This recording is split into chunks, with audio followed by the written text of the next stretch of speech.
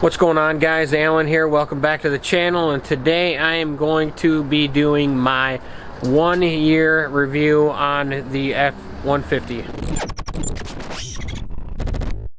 1 year review. I was going to do it. It's more like a 14-month review. I was going to do it at 12 months, but things got busy. Kids went back to school.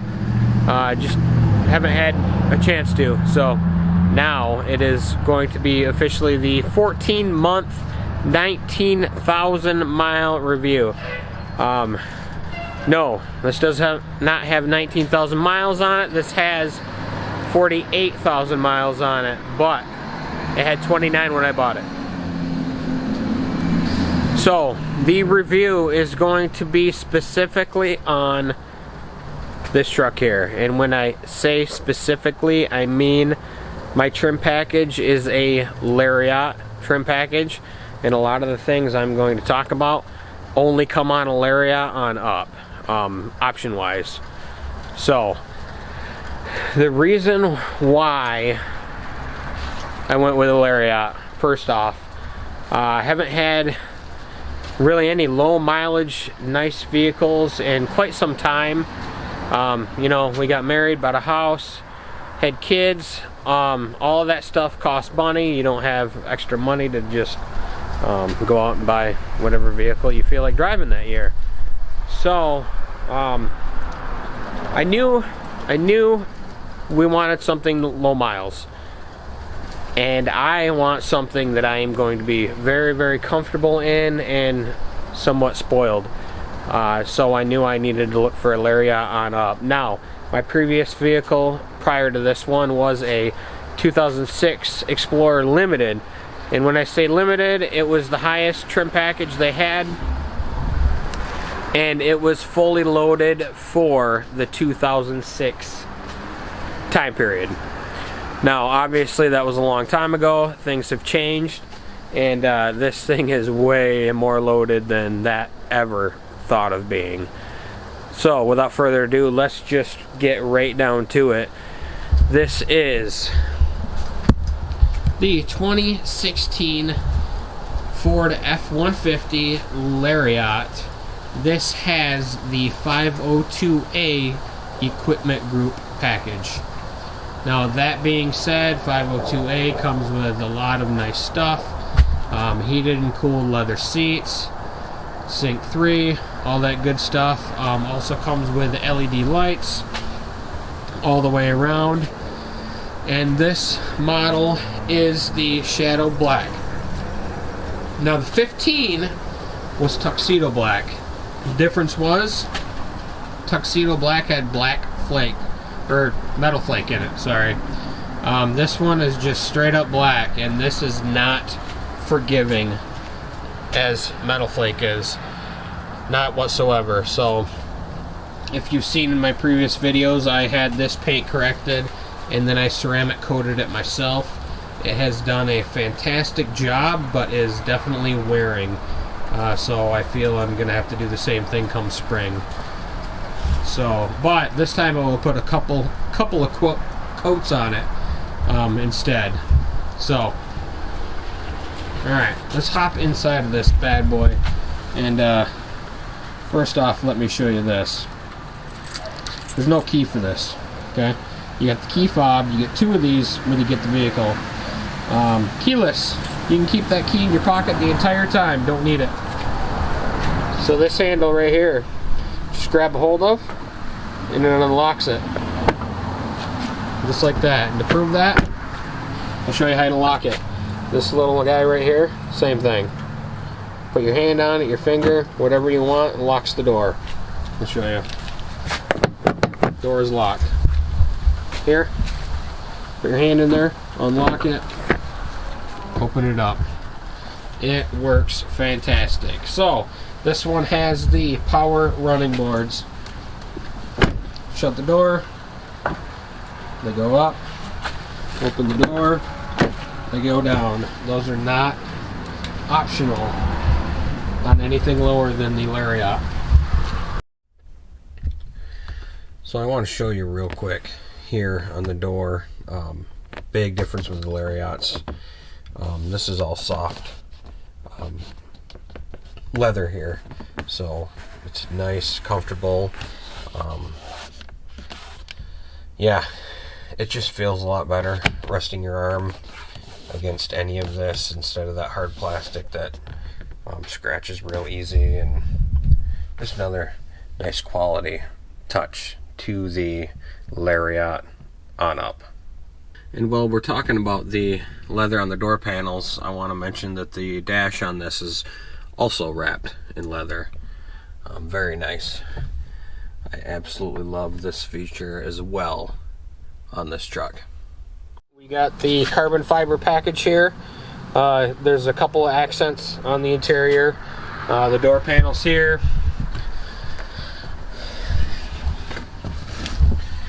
All four of the door panels, actually. That guy there.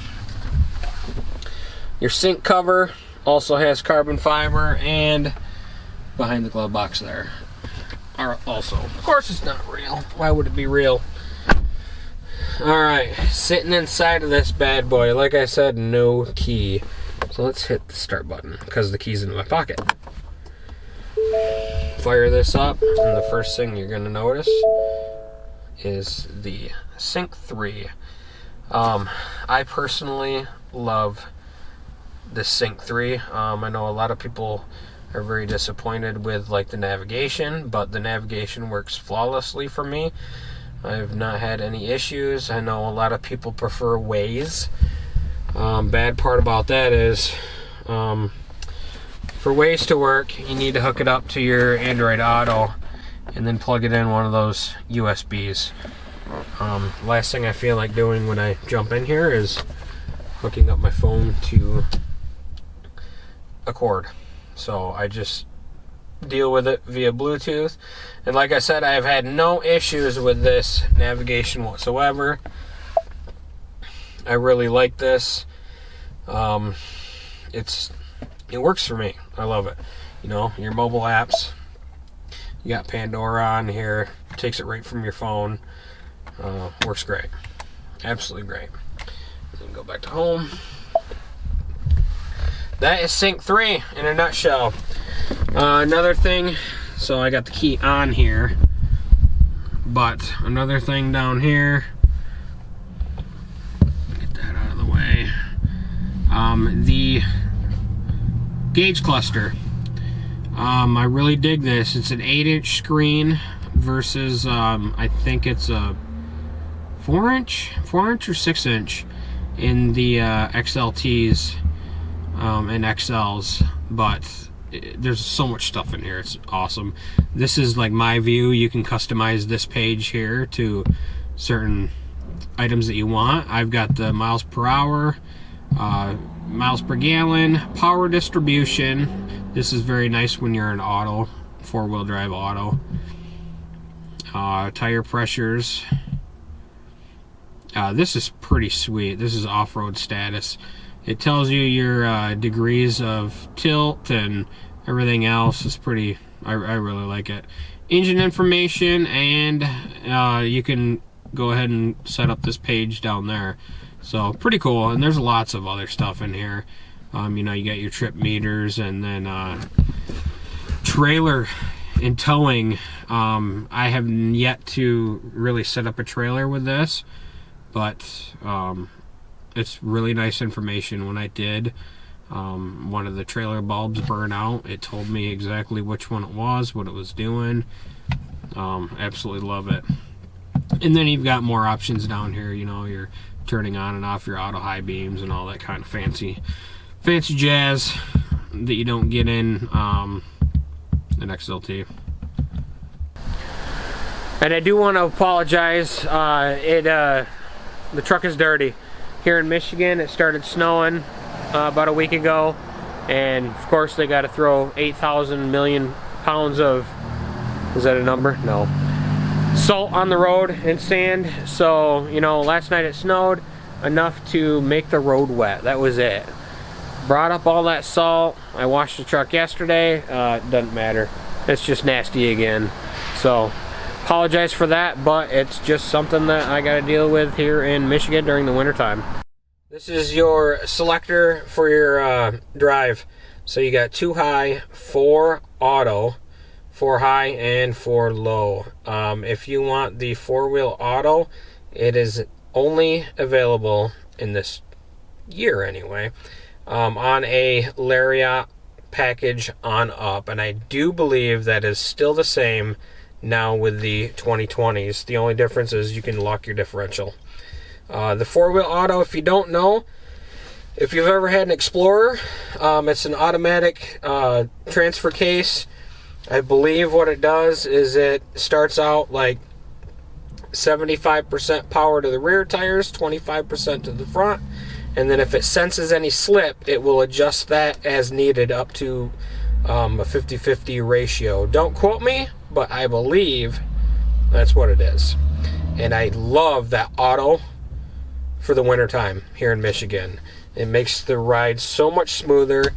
And if the roads aren't that slick and you're using it and you're turning a corner, you know, you don't have the crack in the front drivetrain like you normally would locked in 4-wheel high. And on next, one of the main things that I absolutely wanted was the panoramic roof. And at the time, I don't know if this has changed, but you could only get it as an option in the Lariat on up. This thing, I love it. It's one of my favorite options in this truck. It lets in a lot of light as well as a lot of air. Now, I have had some issues, and that will be a separate portion. So let me fire this beast up so I can show you the panoramic roof. Here, buttons right here. You can, this one here just tilts it open. So if you hit that one, just cracks it like that. So push it back down, and then this next button here slides it back. And it slides it back halfway initially. Love it. Love it. If you want it, it's more than halfway, but if you want it back that extra, push the button again and it'll take it all the way back. I do believe that's for minimal wind noise and maximum air movement through here. And then you just hit the close button and she comes all the way back just like that. Now say, well, man, I don't like all that sun coming in. Well, you got sunshade controls up here, and I know you can't see this. That's a bummer. Alright, anyway. There they are. Sunshade controls. Closed, open. So we're going to close it. And this works kind of in the same manner. It goes halfway, closes the back half. And if you want to close it all the way, hit it again.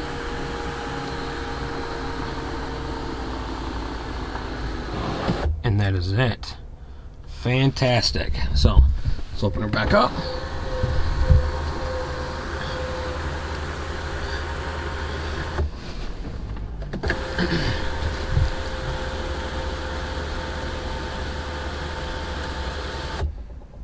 All right.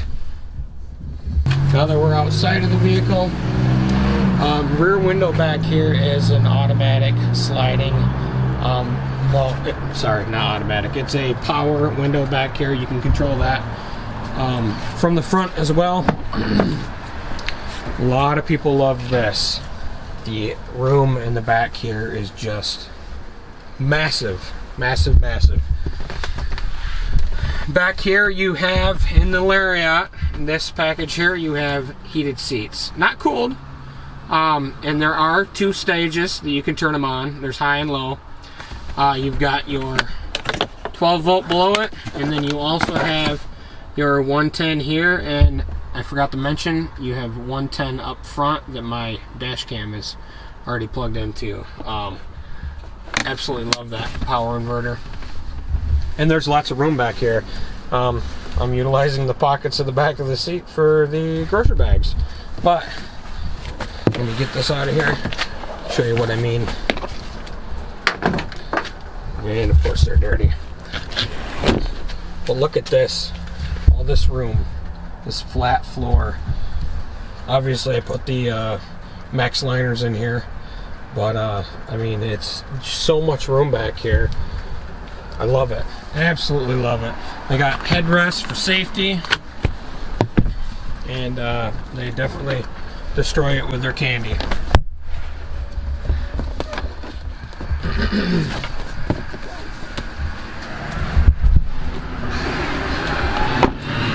Running board up. Okay. Might as well come right around to the back here.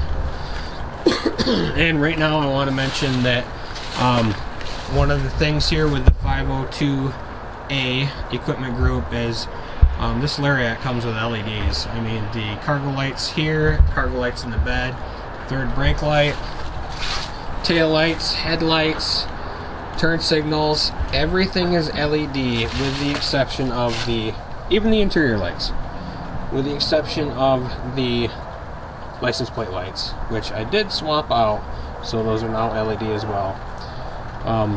Okay, another fact that I love here, your XLs, XLTs, grab a handle, pull it out. There's no handle here. If you check it out, there's a button. Push the button. Nice, slow. Now I do not have the tailgate step. I wish I did, but I don't. That wasn't a must on my list. But as far as this tailgate pop goes, I love it. That's not the only thing you can do. Grab your key fob that you never take out of your pocket. Here you have your tailgate button. All you do is push that twice.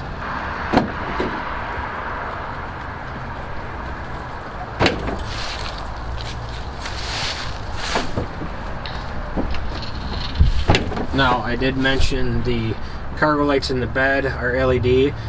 There's 4, one in each corner. You can turn them on with the switch inside the truck, or behind here there's an actual physical button you can push to turn it on as well. Now, like I said, there's a button inside the cab. That button right there turns on the cargo lights.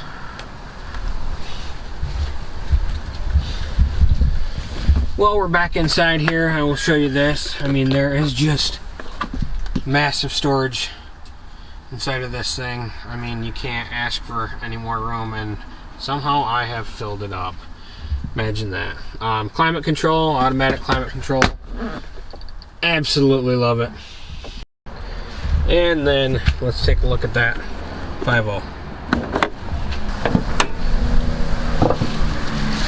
And there she is. Now, to be honest with you, when I was looking for this, I knew there were 3 engine options when I was looking.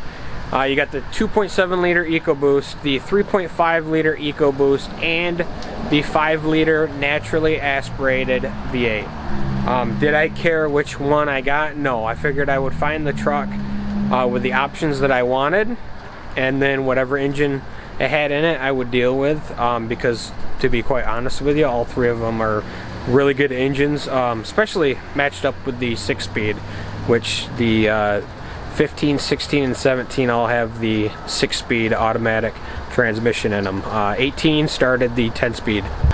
Now, I've mentioned lots and lots of things that I love about this vehicle, but I've already got a video on that. So those things that are Lariat that I showed you are the reasons why I picked this truck, and I've had nothing but awesome luck with that stuff, with the exception of 2 of the items. So if I would have bought an XLT, I probably wouldn't have had an issue, because it wouldn't have had all these options on there. Now, first issue number 1, I had power running boards. The power running boards were getting really slow. I made a video on that. Catch it up there in the corner if you want. But I purchased an extended warranty, and it took care of the issue, thank goodness, because both motors were worn out, the hinges were worn out. Had to wait for parts from Detroit. They came in, replaced them. One of the motors was bad. It wound up giving me problems, and it wasn't staying up. So the running board would come up all the way, it would almost hit, and then it would come back down, and it would stay down. So I had to bring it back in and have that replaced again. But extended warranty, very, very important purchase. It covered all that, and I can't remember what I said in the video, but it was like 2,600 bucks. And obviously, you know, if it wasn't under warranty, I would have purchased some aftermarket motors online, done it myself for a lot less than that, a lot less. So that takes care of that issue there. The next issue I had was with the panoramic roof. It would sit there and rattle, and I kept hearing it more and more, and I got louder and more often, and it sounded like the panes, the window panes were just bouncing up and down, and I'm like, what is going on? So I called them up. It was still under the manufacturer's warranty at that point. I called them up, told them what was going on. They checked it out, and it was actually a service bulletin where they had the hinges were actually broke on the thing. However they work, but the rails weren't greased properly. They had to replace the hinges. They made an adjustment, or no, they didn't even make an adjustment at that point. And then they sent it off with me, and a week later it started rattling again. So I bring it back in for them to tell me that the same thing happened. So they threw more grease at it, replaced the brackets again, and then made an adjustment, the first adjustment. That was all good for a while. About 2 months later, it happened again. Started rattling, and at this point I'm like, guys, you have to figure this out. Have to this time. So they got it in, they tore it all apart, replaced the brackets, made another adjustment on it, threw some more grease at it, and I have not had an issue until about 2 weeks ago. So I got, what, a good maybe 8 months out of it. So 2 weeks ago, I started hearing a very, very faint rattle. That's not the only rattle I heard. So I'm gonna, now that I have the extended warranty and I have the deductible of $100 that I have to pay when I utilize that extended warranty, I'm gonna make it a 2-for-1 deal, because now I swear I can hear that panoramic roof. Man, it's windy out here. It's 32 degrees. That wind can stop at any time, let me tell you. Okay, so on top of that rattle, I have a rattle in the seat, the passenger side seat, and it's driven me nuts. And at first I thought it was the headrest. So it's really easy to yank these headrests out. You just pull them up all the way and they come right out. No big deal. But let me see if I can simulate this rattle for you. So the rattle comes from the seat. Let's get the seatbelt out of the way. That you can hear is in here. I've determined that it's actually in the seat. And it doesn't just do it when you hit it, because obviously I would never hear it. When you hit a bump going down the road, it makes that rattle. And it's a piece that's right in here. I can tell that's where it's coming from. But it's like loose plastic rattling against itself. So I'm not fully determined that that's all the way broke yet, so I'm giving it a while. And then once I determine if that is, I'm going to call them, get it in for extended warranty work, and as well as this seat here. That being said, I've put 19,000 miles on this thing in 14 months. We drive a lot. I drive quite a ways to work every night, and then in the summertime we generally take the truck pretty much everywhere, and the Fusion sits in the garage. So those are the only issues I've had. They're not really major issues either. They're pretty much just fancy accessory issues. Loud truck, not a big deal.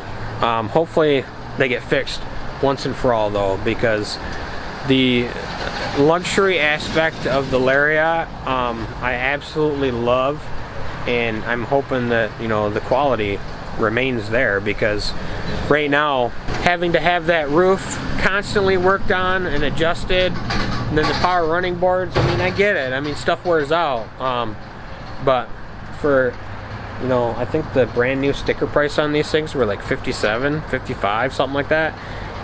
For that kind of money, you expect, you know, pieces not to fall off inside of the leather seat and rattle around going down the road. But that is going to wrap it up for this owner review. I would recommend this vehicle to anybody. I would. There's nothing bad I could say about it other than the fact that, you know, I can't stand the roof, but would I opt out of the roof if I knew what I know now? No. I love that panoramic roof. So, no, definitely not. I feel that it's only appropriate to end this video with a cold start, shall we?